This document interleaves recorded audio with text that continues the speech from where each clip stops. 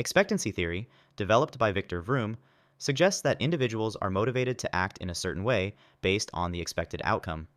The theory proposes that the motivation to engage in a particular behavior is determined by the desirability of the outcome, the likelihood that the behavior will lead to the outcome, and the value the individual places on the outcome.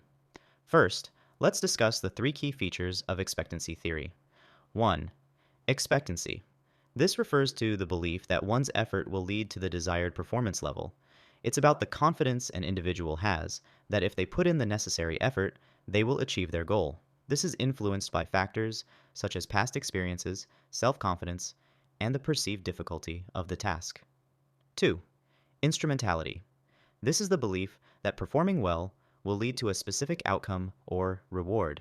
This is the perceived relationship between performance and outcomes.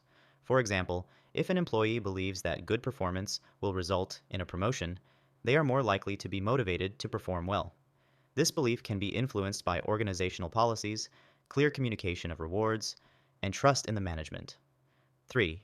Valence. This refers to the value an individual places on the rewards of an outcome. It's about how desirable the reward is to the person. Different people value different rewards. For some, a financial bonus may be highly motivating, while others might value recognition or career advancement more. Valence is subjective and varies from person to person. Now, let's consider two strengths of expectancy theory. Firstly, it is highly individualized, recognizing that different people are motivated by different things. This makes it flexible and applicable in various contexts, as it takes into account personal preferences and values. Secondly, it provides a clear framework for managers to understand motivation and design effective reward systems.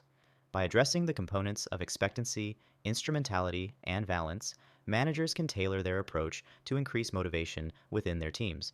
However, there are also criticisms of expectancy theory. One criticism is that it assumes rationality in decision making. The theory presumes that individuals logically evaluate the likelihood of outcomes and their value, which may not always be the case. Emotions, irrational behavior, and unforeseen circumstances can influence motivation in ways the theory does not account for. Another criticism is that it can be overly complex and difficult to measure accurately.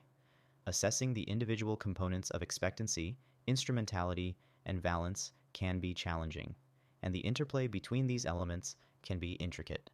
For more on expectancy theory, read my article in the pinned comment. I've also left some videos on the screen for you to watch next. Thanks for watching.